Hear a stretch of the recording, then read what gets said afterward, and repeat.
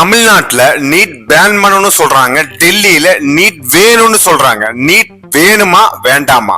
India முழுவதும் இன்னைக்கு போர்க்களமா ஓடிட்டு இருக்க இந்த போராட்டத்துல நாம யாருக்கு குரல் கொடுக்கணும், யாருக்கு சப்போர்ட் பண்ணணும்னு தெரியாம ஏனோதானோ நின்றுட்டு இருக்கோம்.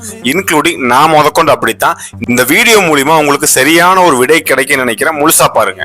பொதுவாவே கடவுளுக்கு அடுத்தபடியாக இரண்டாவது கடவுளா நம்ம மருத்துவரை தான் பாக்குறோம். ஏன்னா உயிர் சம்பந்தப்பட்ட எல்லா விஷயங்களுக்கும் இந்த மருத்துவத்துறையே தான் சாரும். இன்னைக்கு இருக்கிற மருத்துவத்துல ஸ்கேம் அப்படிங்கிற போலியான விஷயங்களும் போலியான மருத்துவர்களும் உருவாகிட்டு வராங்க. சுலபமான முறையில லஞ்சங்கள் மூலியமா ஈஸியா இன்னைக்கு பல டாக்டர்கள் உருவாகிட்டு வராங்க. இதுக்காக நீட் அப்படின்னு இந்தியால ஒரு விஷயம் புதுசா கொண்டு வரப்படுது. சிம்பிளா சொன்னா நீட் எழுதி யார் பாஸ் பண்றாங்களோ அவங்க தான் டாக்டர் ஆக முடியும்.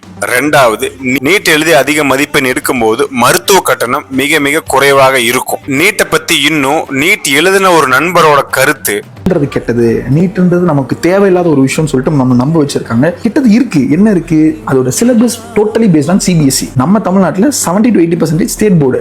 அப்படி இருக்கும்போது அந்த சிலபஸ்க்கு நம்மளால அடாப்ட் பண்ணிக்க முடியாது. நீட் இருந்தா போலி டாக்டர் கம்மியாவாங்க, கட்டண குறைவு ஏற்படும். நீட் இல்லைன்னா போலி டாக்டர்கள் அதிகமாவாங்க, லட்ச லட்சமா பணம் கட்டணும். தமிழ்நாட்டை பொறுத்த அளவுக்கு இந்த நீட் ஏன் வேணாம் அப்படின்னு இவ்வளவு தூரம் நம்ம சொல்றோம் அப்படின்னா, நம்ம ஸ்டேட் போர்டு இந்த நீட்டோட சிலபஸே CBSE. இதுக்கும் நமக்கும் ரொம்ப கஷ்டம். நீட் ஒரு நேஷனல் எக்ஸாம். இதுல எஜுகேஷன் சிஸ்டத்தை சரியான முறையில ஃபேரா எடுத்துட்டு வரும்போது நீட் ரொம்ப ரொம்ப சிறந்தது. உண்மையா ஸ்ட்ராங்கான ஒரு விஷயம் என்னன்னா, கவர்மெண்ட் இந்த நீட்டை பேன் பண்ணவே பண்ணாது.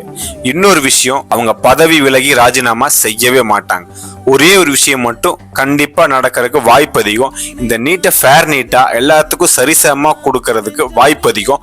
அதுக்காக போராடுங்க. அதுக்காக போராடுனீங்கன்னா கண்டிப்பா இந்த விஷயத்த எல்லா மக்களுக்கும் இந்த விஷயத்தை எளிய முறையிலையும் சரியான முறையில கொடுப்பதனால நம்ம இந்தியா நல்லா இருக்கும். இந்த வீடியோல இருக்க விஷயத்த உங்க ஃப்ரெண்ட்ஸுக்கு எல்லாம் ஷேர் பண்ணி இந்த விஷயத்த தெளிவா புரிய வைங்க. அதுக்கப்புறம் நிதானமா நமக்கு நீட் வேணுமா வேண்டாமா, இதை எப்படி கொண்டு வரலாம் அப்படின்னு முடிவெடுத்து இந்த விஷயத்த உள்வாங்கி புரிஞ்சுட்டு நம்ம நாட்டுக்கும் நம்ம மக்களுக்கு எது அவசியமோ அதுக்காக போராடுங்க. கண்டிப்பா நல்லதே நடக்கும். தேங்க்யூ.